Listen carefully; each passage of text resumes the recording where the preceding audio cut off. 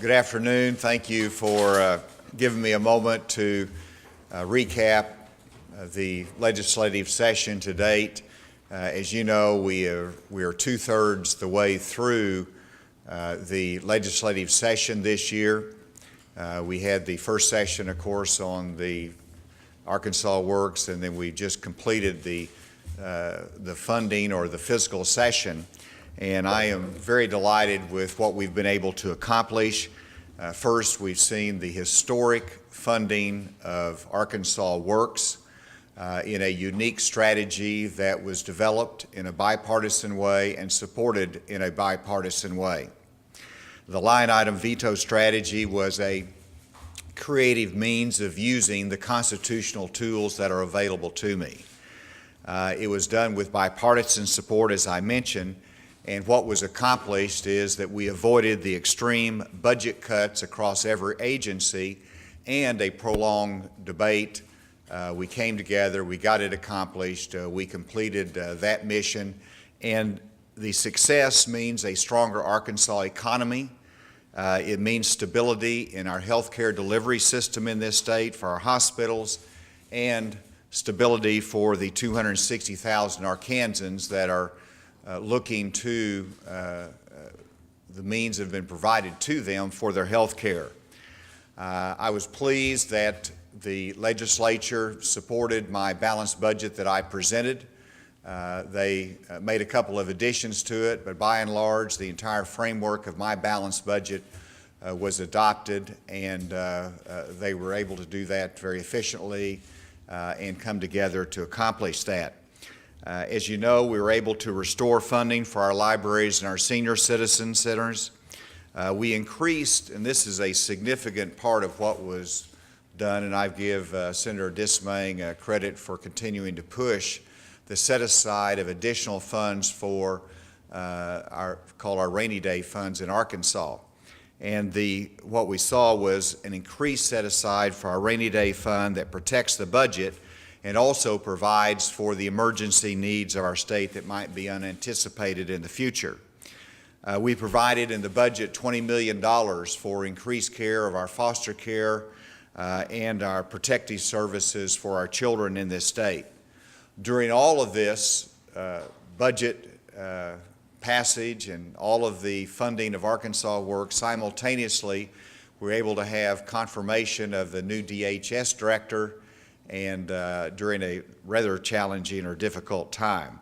And so I'm very pleased with what we've been able to accomplish in a relatively quick fashion in the last 3 or 4 weeks. It's been very successful in my judgment.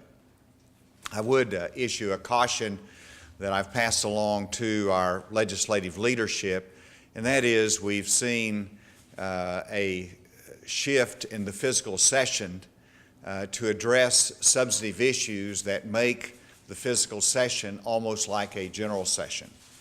And that was not the design of the amendment to the Constitution that provided for a budget session every other year to concentrate on budget matters. And as you know, that has been sidetracked.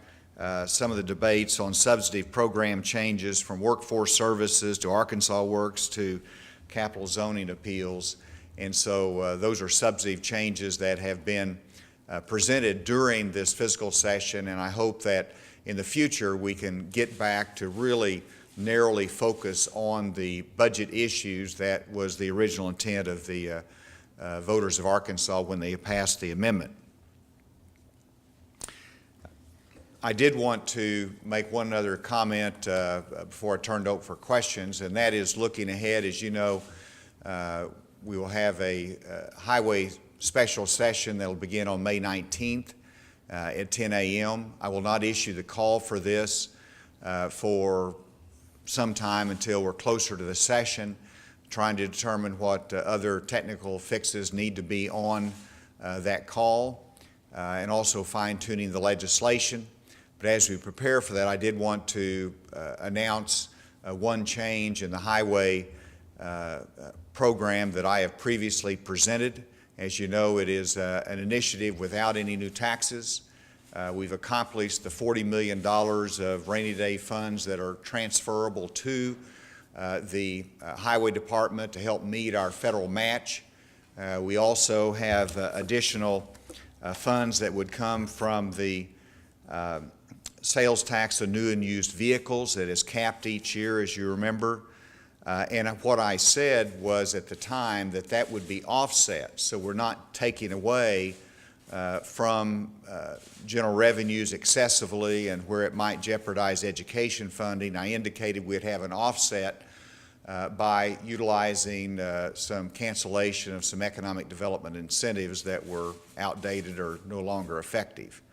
Everybody speculated that I was speaking about InvestArc, that economic incentive, and based upon my discussions with legislatures, I want you to know that those economic development incentives will continue. They are off the table in terms of those being the source of the offsets. But I have fulfilled my commitment that we will offset that revenue taken from general revenues by utilizing the additional funds that are available from the Office of the Treasury for improved investment returns that will yield an additional $20 million a year that can be utilized for our highways. And so that $20 million will not only offset what was being taken from general revenues as the sales tax on used vehicles, but it also gives an additional $12 million in FY18 and $5 million in FY19 that can be applied toward our highways. So a small difference, but it's significant, and it is certainly bears to be noted that still there's no new taxes, there's no harm to general revenues. We have identified an offset and actually increased the funding that is available for our highways through that change that is made, and we're currently working to draw up the legislation to accomplish that. With that, I'm happy to turn it over for any questions. Governor, there's been some discussion among lawmakers to say that they'd like to see a longer-term solution on highway funding, a discussion of either tax increase or even the idea of ending the sales tax exemption on motor fuel. Are you open to any of those ideas as being part of the call for highways?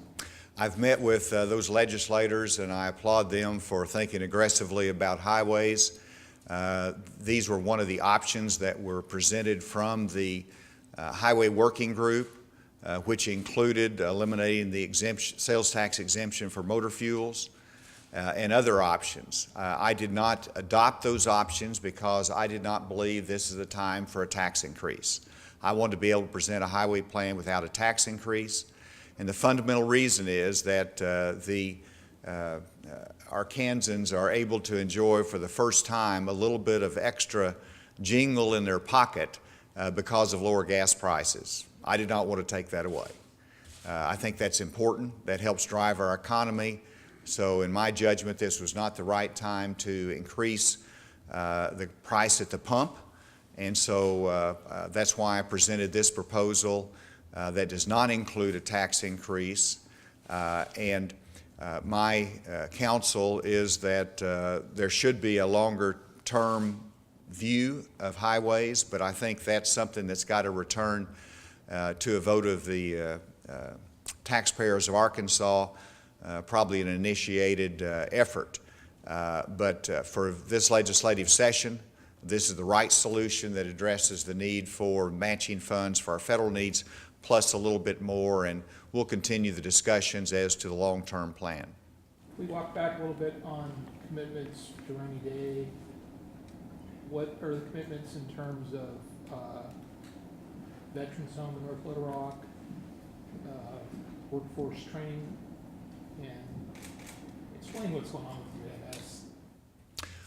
Well, you've identified three issues that have been discussed, and they may require funds from rainy day in the future. It remains to be seen as to the exact amount and the timing of it. But those are all examples of where the rainy day fund is a very appropriate tool to use to meet those sometimes foreseen, sometimes unforeseen needs in the future that are in many times one-time expenditures. The Veterans Home will take some startup operating costs, and so we're continuing the discussions as to when that is needed and the exact amount of that. And so that may be something that will have to be addressed through the rainy day fund. You also have the workforce development grants. We had our planning grants that were out there. We need the implementation money. And so that's another need that we're looking at as a possibility for the rainy day fund. UAMS, I've committed to them that I want to spend a little bit more time working on that, and that will be hopefully some changes that we can present in the January session. So the numbers that legislators have used are like 1.2 million for Veterans Home and I think 4.5, 5 million for workforce service or workforce training grants. Those aren't good numbers? Well, they may be good numbers, but they might not be good numbers. So these are, the Secretary of Veterans Affairs reports to me. We're having discussions as to how much it is, but also when it is required. The other grants go through our Director of Higher Education, and those amounts as to exactly when those payments need to be made, we continue with those discussions. So you expressed concern about the fiscal session going into stuff on the regular session. Do you have any more vetoes planned? No, and that's a good question, and it crossed my mind. But I judged it as to whether the items that are put in that might not truly fit within the budget session, are they good? Are they items that I support? Are they harmful? And so I did not utilize my line item veto authority because they did not fit in a harmful category. In many instances, they are helpful items that I would support or had broad legislative support. So I didn't see any danger in it other than the concern that we're spending a lot of time debating substantive issues in a fiscal session. On the broader Medicaid reforms and the talk of managed care and diamond care, have you thought any further about that? And is there going to be another special session to address that later this year? I mentioned that I don't anticipate any additional special sessions for the latter half of the year, and one legislative leader responded and said, always keep it as an option in case you need it. That's pretty good advice. We don't know what's going to come up in the future, but it's not my plan to have any additional special sessions this year. I think that when it comes to the savings that we want to continue to create at DHS, we're continuing to work on that internally, and then we're continuing the discussions on whether we need to have additional managed care in the state and whether that will be prepared for the January session. So are you looking at having this session starting the 19th and ending the following Monday? That I think is the plan, to have a 3-4 day session, but that's really up to the legislature and how fast they want to move and their process. So I don't try to dictate how long it takes. Obviously we want them in, do their business, and go as soon as possible, but my responsibility is to set the beginning date and the agenda. We've done that for May 19th. Governor, what else do you have planned? Levies, the ethics legislation, what do you know is going to call?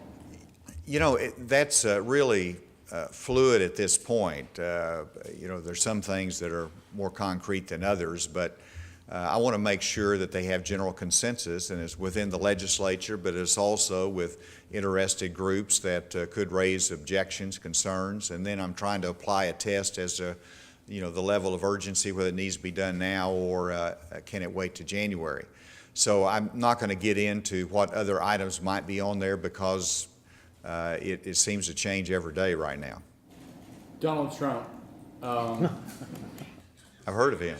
that you put out yesterday seemed like more of supporting conservative republicanism and not necessarily support of Donald Trump as a candidate, and some conservatives have said it's important to differentiate between the two. I wonder what you would say about that. Well, I appreciate you reading the statement very carefully. I mean, I've expressed myself that I've not been happy with the tone of not just the Trump campaign, but the dialogue at the national level is not at the level of civility that I think is important for a presidential campaign. But he's winning a lot of votes out there.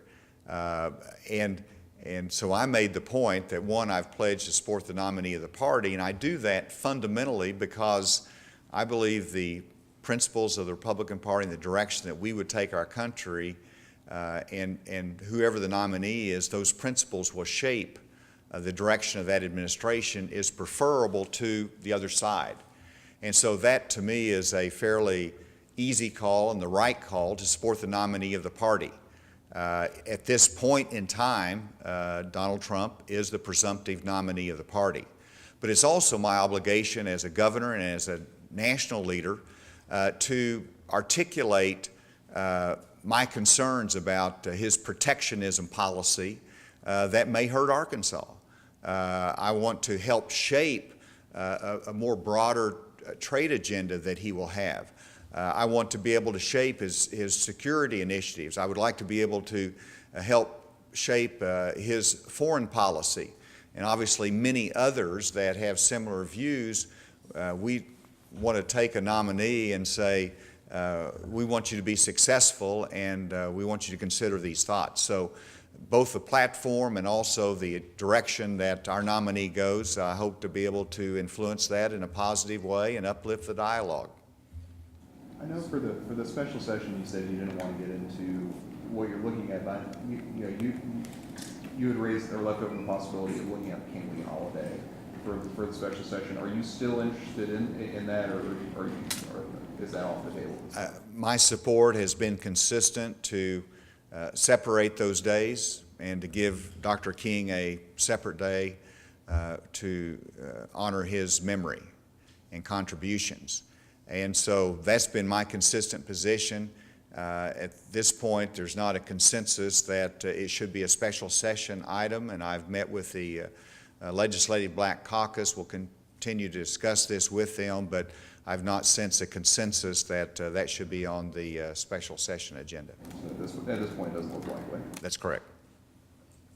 Walk back on a couple things. Have you actually signed the RSA bills? No, I have not.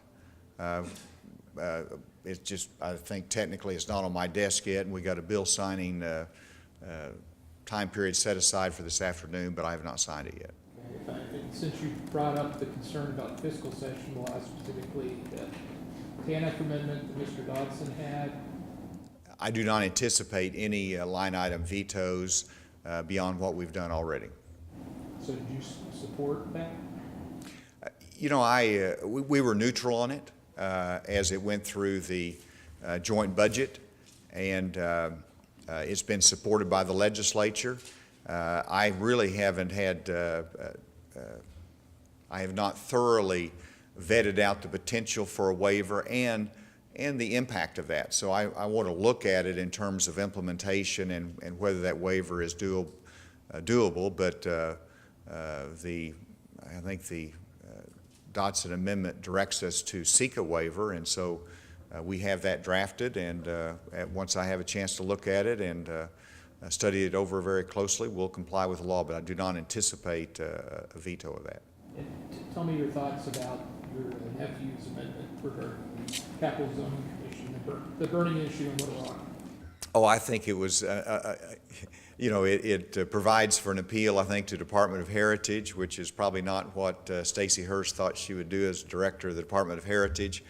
But to me, that makes sense. There ought to be an appeal from it. So that's an example of something that is in my judgment, a positive change, even though it's substantive legislation in a fiscal session. So I have no problem with it substantively, just somewhat procedurally during a fiscal session. Governor, will the call include going back and changing the end date, the sunset date for Arkansas awards? Yes, that will be on the call. That's really at the request of the legislative leadership. That's something I understand that they'd like to go ahead and be able to vote on. Going back to 2021, I assume so. I haven't looked at it. I just know that they want to reaffirm the support of the original sunset clause on there. There have been criticism from Democrats over the budget not including a funding increase for pre-kindergarten. I guess why weren't you open to that idea, and is there any chance of there, other than one-time money, there being an increase in funding in the future for pre-K? The reason is we presented a balanced budget. It met emergency needs of our state. It met some increase in child welfare expenditures. But in order to increase the funding for pre-K or some other need, it either needed to be one-time funding or it needed to have some cuts elsewhere. No one identified any additional cuts, so it was really just did not fit within the balanced budget framework of this special session. That's an example of, the last session we increased funding for pre-K, which was the right thing to do. I have indicated to the legislators that are advocating for that I do want to look at that between now and next January, and I'm certainly going to work with them to increase the funding for pre-K in the next biennium. All right. Any last question? Y'all are terrific. Thanks for being here, and even though it's not Friday, have a good weekend.